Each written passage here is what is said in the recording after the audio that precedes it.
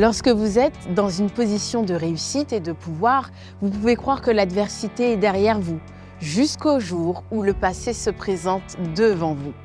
Le personnage, Joseph, arrive à ce moment précis. Ceux qui lui ont fait du mal reviennent, et cette fois, ce n'est plus lui qui subit, bien au contraire. À ce moment précis, on pourrait se poser la question: est-ce qu'on devient comme ceux qui nous ont blessés, ou est-ce qu'on peut faire autrement ? Vous, que feriez-vous si vous n'aviez plus à subir, mais que vous aviez enfin le pouvoir de répondre ? Je vous laisse y réfléchir. Bienvenue dans Restaurer.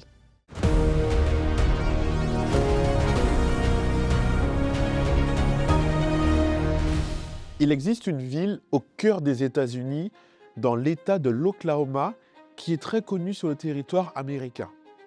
Elle s'appelle Moore. Moore est une ville moyenne.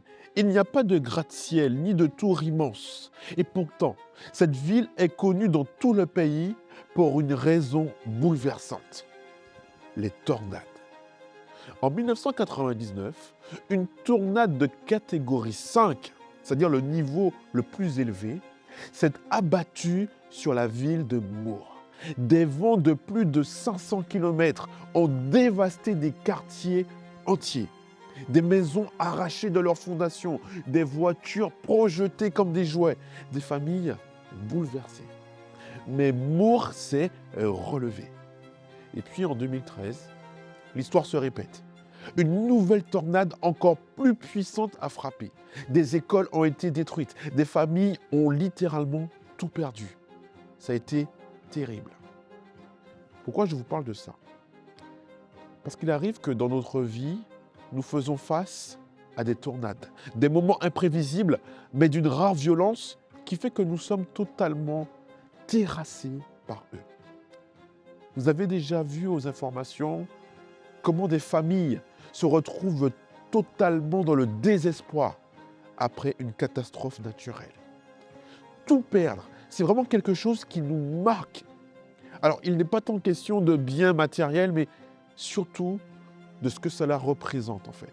Parce que parfois, et même souvent, ce n'est pas tant la valeur d'une maison qui fait mal, mais c'est plutôt le fait que cet endroit fait partie de nous. Des souvenirs sont rattachés à ce lieu. Des moments de vie, de joie, de tristesse sont attachés à ce lieu. Et donc, on peut compatir à la douleur d'une personne qui vit ce choc, ce traumatisme, car il est question de traumatisme. Nous sommes toujours dans l'introspection de la vie de Joseph. Et nous continuons à progresser avec lui au travers des moments difficiles, chaotiques aussi de sa vie. Petit rappel, dans le premier épisode, nous avons soulevé le fait que la communication soit rompue entre frères et qu'il y avait justement du favoritisme de la part du père de Joseph. Ensuite, nous avons traité les questions de l'abandon, de la trahison. Nous avons justement poursuivi sur les injonctions à devoir poser des limites claires, tout en rappelant qu'il est possible de ne pas être émotionnellement en mesure de donner un consentement totalement explicite, parfois. La sidération prend souvent le pas, dépendamment des situations. Et puis enfin, nous évoluons sur ce chemin de reconstruction, d'espérance, de nouvelle stabilité, mais qui est pour le moins fragile. Maintenant, imaginez un vaste pays. Nous sommes au cœur du Moyen Empire, sous la 12e dynastie. 2 rois se succèdent, Amenemhat II, puis son fils, Sésostris II. Comme vous l'avez deviné, je vous parle de l'Égypte, d'il y a quelques milliers d'années. Une Égypte rayonnante, organisée, puissante. Et leur règne a tout d'un âge d'or. Les routes sont sûres, les greniers sont pleins. Les scribes notent chaque grain de blé avec précision. Les bateaux chargés de marchandises glissent sur le Nil, porteurs de bois, de parfums et de pierres précieuses. Le commerce est florissant. L'administration est millimétrée. les champs parfaitement irrigués étendent leurs verres à perte de vue. Dans ce décor prospère, on retrouve Joseph, cet homme étranger qui, par la providence divine, va faire sa place dans l'élite égyptienne. Cet homme qui a traversé des moments douloureux, traumatisants, et alors qu'il commence à avancer, à se reconstruire, à faire ce chemin de deuil quelque part, pour justement passer à autre chose, Joseph se retrouve nez à nez avec ceux qui l'ont persécuté. D'ailleurs, ces persécuteurs n'étaient pas des personnes croisées par hasard dans un chemin, ni des personnes qui lui seraient étrangères. Joseph a été victime de personnes qui évoluaient dans son contexte familial, dans la même maison que lui, à savoir ses propres frères. Vous savez, il y a une statistique qui a été partagée par l'INSEE qui rapportait qu'en 2019, 44% des plaintes pour violences physiques ou sexuelles enregistrées par les services de sécurité concernent des violences commises au sein de la famille. Et peut-être que je m'avance un peu, mais je pense que ce pourcentage a certainement évolué et augmenté aujourd'hui. Car force est de constater que la violence naît souvent au sein même de la cellule familiale. Et cette réalité était déjà présente il y a quelques milliers d'années auparavant. Lorsqu'une personne est victime d'agression ou de violence, quelle qu'elle soit, le moment de la confrontation est toujours un moment décisif, attendu pour certains et redouté pour d'autres. Joseph, plus de 20 ans après les premières violences qu'il a subies, il éprouve une vive émotion lorsqu'il est confronté à ceux qui sont toujours qualifiés comme étant ses frères. Sous un angle psychologique, on parlerait de réactivation, c'est-à-dire l'ensemble de flashbacks, sensations corporelles, vigilance accrue qui s'active quand une personne est confrontée à son agresseur, et en l'occurrence, quand Joseph voit ses frères. Le texte biblique dans Genèse 42 nous mentionne que Joseph vit ses frères et les reconnut. Mais il leur cacha son identité et parla durement avec eux. En fait, face à ses frères, Joseph va avoir une stratégie assez étrange et qui m'interpelle. Joseph va alors proférer une accusation à l'endroit de ses frères en disant « Vous êtes des espions et vous êtes venus pour repérer les points faibles du pays. » Cette accusation ne repose sur aucun fondement. Elle est totalement subjective. Mais l'autorité liée au statut de Joseph peut suffire à mettre ces hommes derrière les barreaux. Se pose alors la question de savoir si cet acte s'apparenterait à une forme de vengeance ou une forme d'abus de pouvoir. La question demeure. En fait, il se pourrait aussi que Joseph pose un acte qui lui permet de retrouver une forme de sécurité émotionnelle et également physique vis-à-vis de ses agresseurs. En fait, alors que les frères tentent de donner une explication face à l'accusation de Joseph, ce dernier n'y prête aucune attention. Mais notez une chose, les frères de Joseph, pour leur défense, déclarent « Nous sommes dignes de foi ». Autrement dit, nous sommes des hommes honnêtes. En fait, cette réplique sera reprise plus tard par Joseph comme pour appuyer ou vérifier cette déclaration de ses frères. D'ailleurs, les frères vont dire à Joseph, « Voici, nous étions 12 frères, fils de même homme.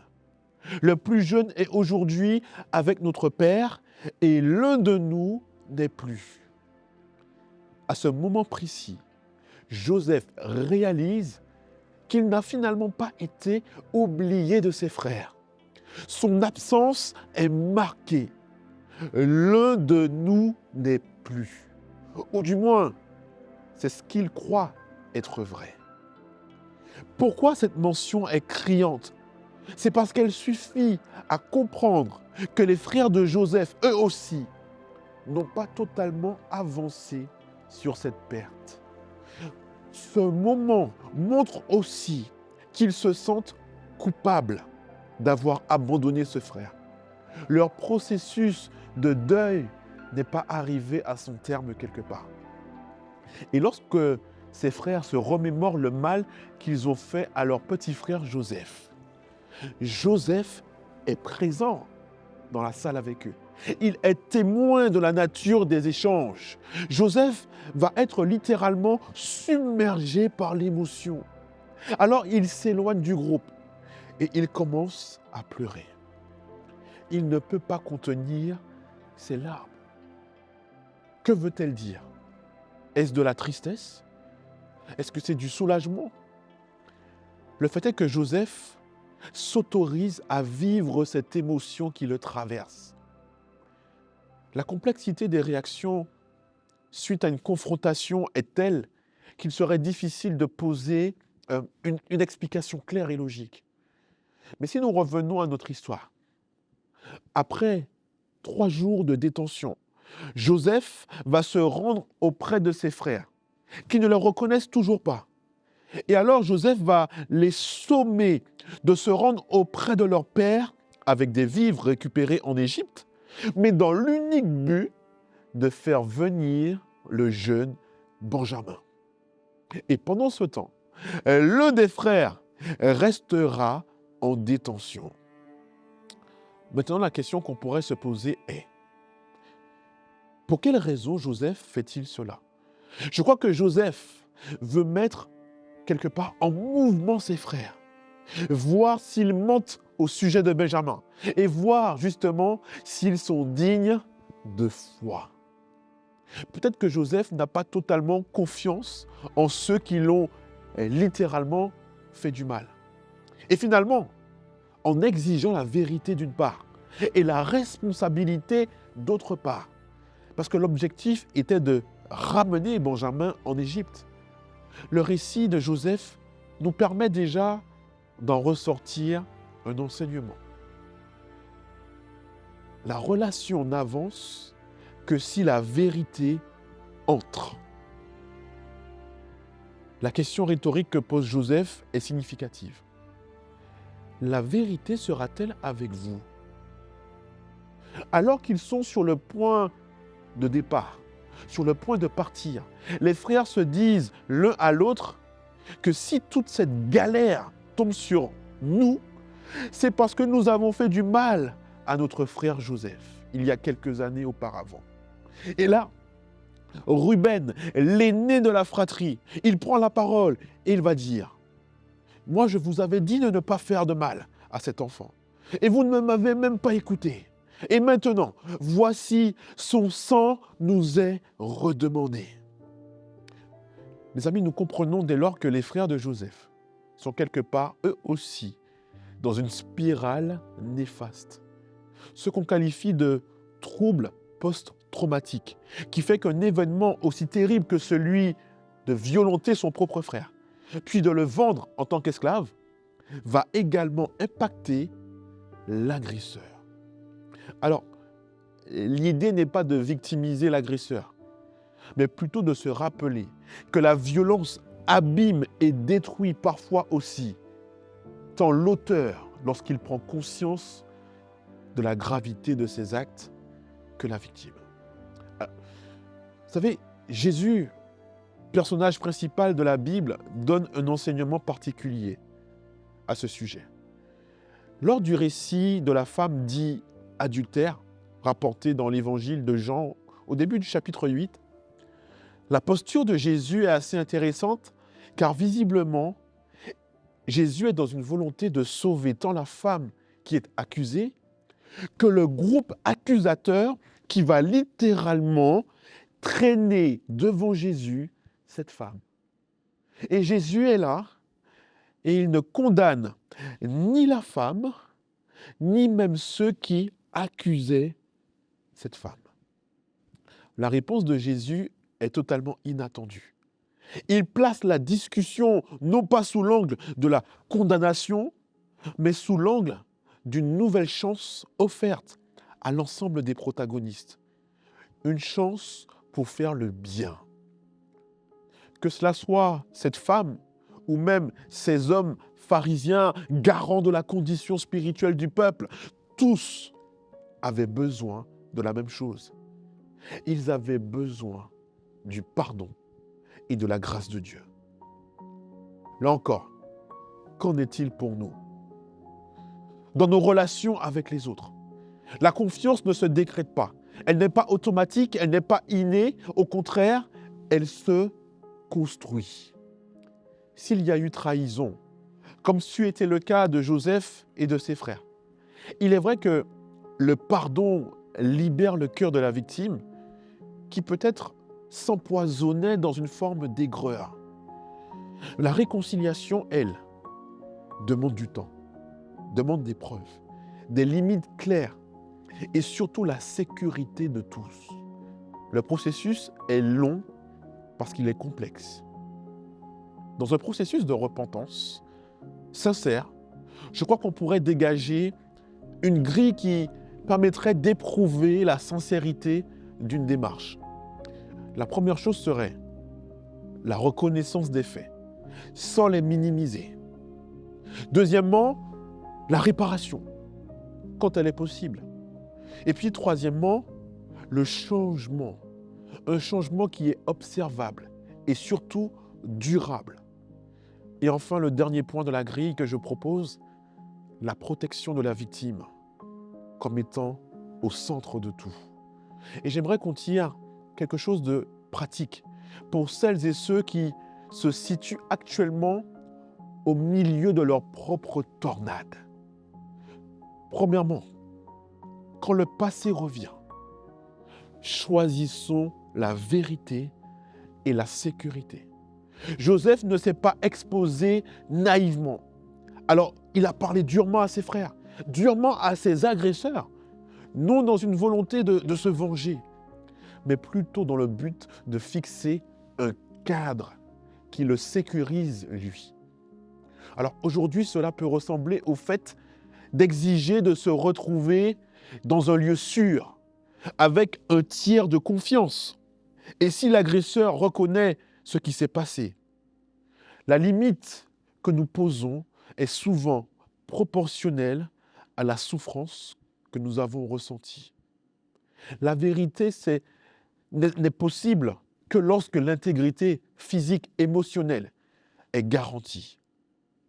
La deuxième chose, quand l'émotion nous submerge, autorisons-nous à vivre les émotions qui nous traversent, à pleurer si c'est nécessaire. Les larmes sont un langage que Dieu comprend. Et Joseph s'est éloigné pour pleurer. Aujourd'hui, les conseils vont dans ce sens. Pouvoir prendre un temps pour respirer. Peut-être écrire ce qu'on ressent. Prier sincèrement. Et puis, dans un deuxième temps, revenir à une forme de discussion. Alors peut-être que ta vie ressemble à cette petite ville de Mour. Tu t'es relevé d'une terrible tornade. Puis, une autre tornade a encore frappé. Tu veux peut-être baisser les bras. Et je te comprends. Mais écoute, l'espérance que j'ai en tant que chrétien, c'est que certes, il y aura peut-être encore d'autres tornades qui s'abattront sur ta vie. Mais je te garantis qu'il y aura une présence au cœur de la tempête pour t'aider à reconstruire autrement. Cette présence est celle de Jésus. Dieu est fidèle et il t'aime. Son amour pour toi est réel, est profond. Il te soutiendra même au cœur de ta difficulté, au cœur des traumas que tu as peut-être enfouis. Joseph a posé une question à ses frères. La vérité sera-t-elle avec vous? Et aujourd'hui, je te pose quelque part la même question. Pas pour te juger, mais simplement pour t'inviter à avancer, Parce que la relation n'avance que si la vérité entre en scène. Alors si tu veux, partage en commentaire quelle vérité tu auras besoin d'entendre. Quelle vérité tu as besoin de dire. Pas de détails, si tu ne veux pas, il n'y a pas de souci. Mais tu peux juste écrire. J'ai besoin de vérité. Ou encore, j'ai besoin de pardon. J'ai besoin de sécurité. Parce que nommer, c'est déjà commencer à guérir. Et je veux que tu puisses m'accompagner dans la prière. Cette prière que je formule est celle-ci. Mon Père, mon Dieu, tu vois les tornades qui se sont abattues dans notre vie. Tu vois comment nous avons pris du temps pour recoller les morceaux, pour ramasser les morceaux qui ont été totalement brisés. Et alors que peut-être que nous avons commencé à reconstruire, une autre tornade s'abat encore sur notre vie. Des agressions en tout genre viennent nous toucher de plein fouet. Alors Seigneur, comment encore espérer? Comment croire que tu es là, même au cœur de cette souffrance? Seigneur, je voudrais que tu te révèles d'une manière particulière pour celui ou celle qui écoute et qui regarde aujourd'hui cette vidéo. Que son cœur soit touché et qu'elle puisse sentir que c'est toi-même qui reconstruis chaque morceau, chaque pièce de sa vie. C'est la prière que je formule dans le nom de Jésus. Amen.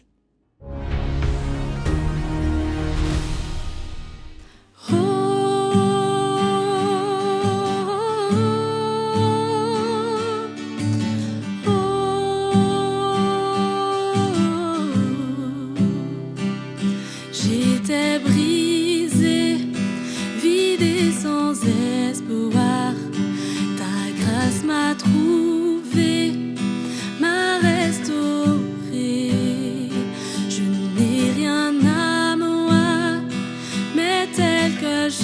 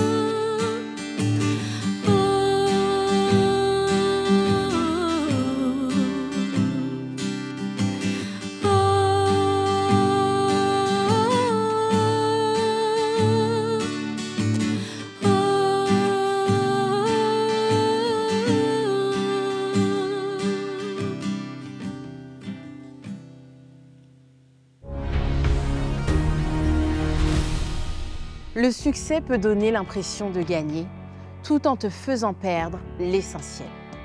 Et si la vraie victoire, c'est de rester fidèle à qui tu es, même quand tout te pousse à céder.